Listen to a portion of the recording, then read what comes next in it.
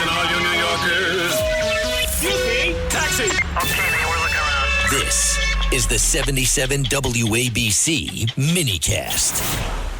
What the heck is the story behind President Trump on his True Social account posting a picture of your wife and our fearless co-leader here at WABC, Margot Catsimatidis, on his site? What's going on here? Well, it started a very long time ago. And it started, we're talking about Camp David. And Camp David never, ever had a chapel. And under Bush 41, well, a lot of Greek Orthodox, myself, Father Alex, and a lot of Catholics, a lot of Jews.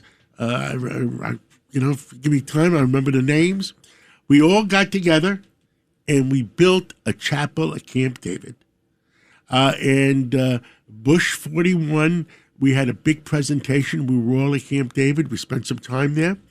My God, I guess 1991, maybe? So 35 years ago. 35 years ago.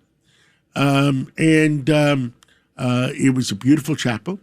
The library at the chapel, Camp David, is named after my daughter, Andrea, AJ. So she had to be born, so it had to be like 91, 92. Okay.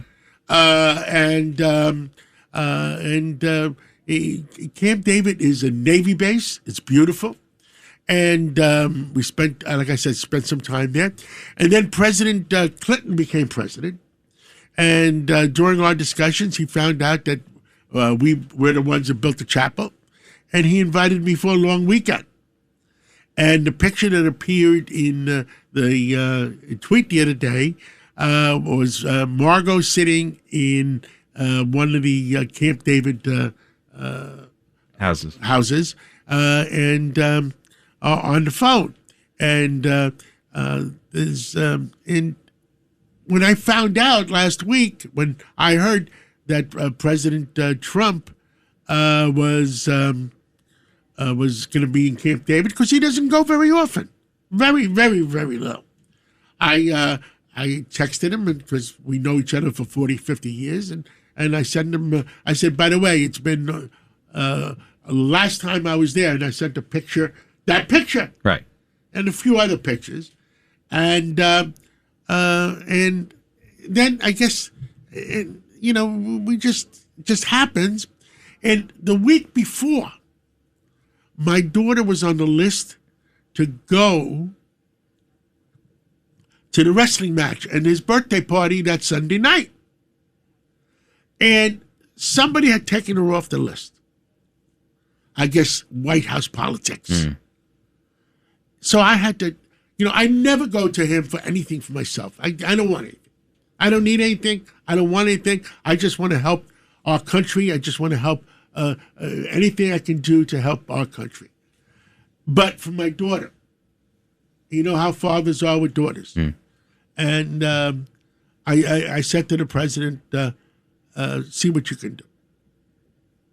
And she went there. She was there. She had a wonderful time. And I know it was going on till 1 o'clock in the morning, 1:30 in the morning. And I was amazed how from 1 o'clock in the morning, the president was still up watching and everything. And then he doesn't go to sleep at the White House. He goes right to Air Force One and takes off for G7. G7. And the confusion was that when he sent out that tweet was to tell me how good my daughter was or how great my daughter was.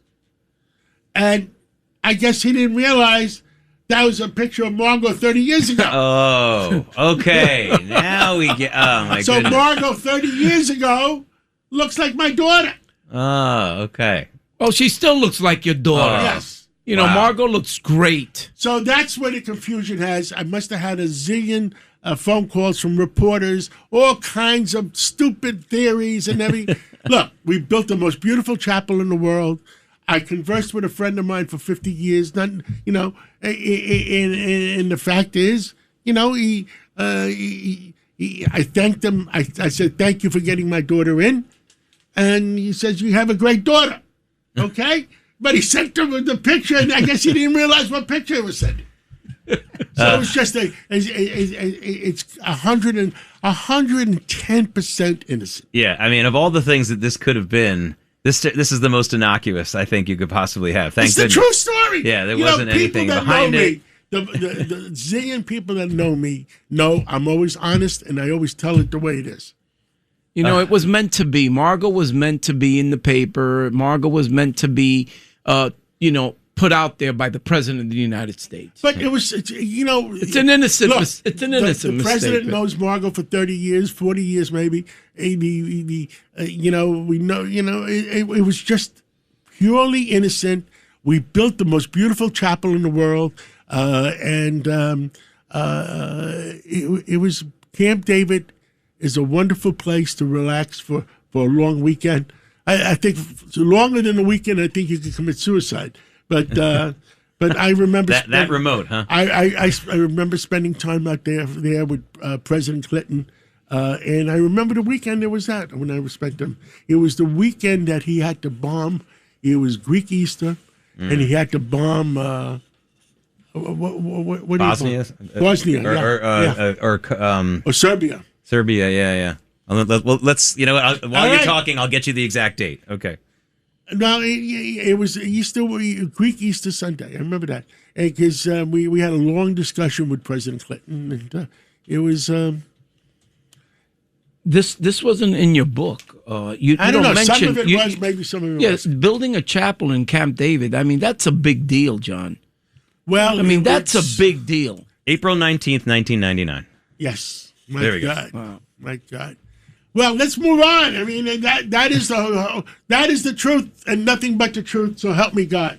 Is that the way you say it? Yeah, I mean, listen, That's but this is indicative of another thing though about President Trump. I love how these just non-erudite. This is the nicest thing I can say. People on the left, these no kings rallies and things like that.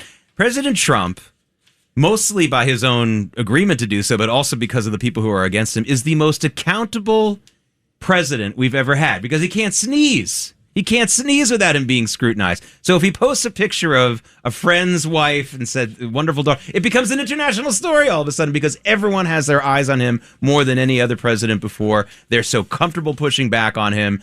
In some ways, this is the greatest example of democracy, and yet he's accused of being anti-democratic. There's never been a more accountable president, for better or for worse. And there's ever. never been a greater pathology against any president.